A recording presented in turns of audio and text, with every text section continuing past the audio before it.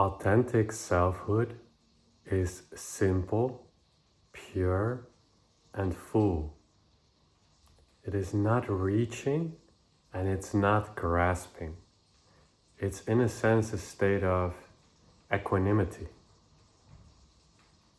And this doesn't mean that you can't give your full effort, but there's a certain balance to your being. You're not leaning to one side or the other side where you're grasping and reaching, or from the other side where you're needing, or any of these things.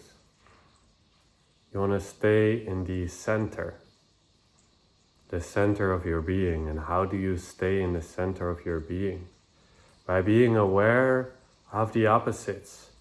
Even Aristoteles, not even sure if I'm pronouncing his name in English correct, but he shared that a true virtue, the golden mean, is in between the two opposites. So on one side you have, for example, extreme bravery or taking a lot of risks, and at the other end is like being cowardice. But actually in the middle is the true virtue, because being too, you could say brave, can actually also just be stupid, taking too much risks. So the golden mean of courage or the virtue is that. And the same goes for any other virtue in your life, like patience and impatience. You can also be too patient. And by just being aware of all of these opposites in your life, all of these polarities, and just by being aware of them, then you can start to balance them out. Maybe if you notice within yourself, I'm a very impatient person, or I'm a very needy person, or I'm a very insecure person, then find the antithesis within yourself to this polarity. And by finding the antithesis to, for example, insecurity being confidence, or neediness being already like fulfilled, you don't need anything from anyone. Or if you notice you are impatient, then balance it with patience. Find that quality within yourself, because only when you embrace both polarities can you truly be whole. And in this way you can actually honor what I started this video with, that authentic selfhood is simple, it is pure, and it is full. It is neither reaching nor grasping. This is a place where you're staying true, where you're staying whole. And this is the balance. And I hope you can discover this balance within yourself.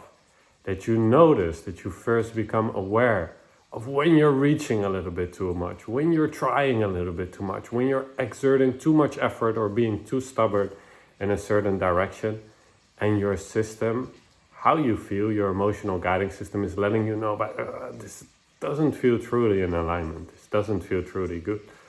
Or when maybe you're too passive and you're sleeping, you're like, oh, it doesn't really matter, and oh, I'm just gonna do this and this and this. In a situation like that, you're kind of like pushing life away instead of leaning in, being engaged, being awake, being on point. So, I think the essence of what I'm trying to transmit today is just the simplicity of like, what is truly authentic?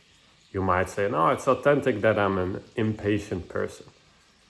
Or it's authentic that I'm a needy person, or it's actually authentic that I am insecure.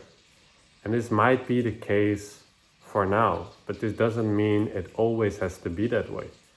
Because if you're truly whole, then you embody both polarities. And in order for you to become truly whole, to become truly unified with your true self, you shouldn't shy away from all of these polarities. You need to embrace them, know those distortions within yourself, accept them, and then you are free from them. Then you can just act, and you're not a slave to your own patterns.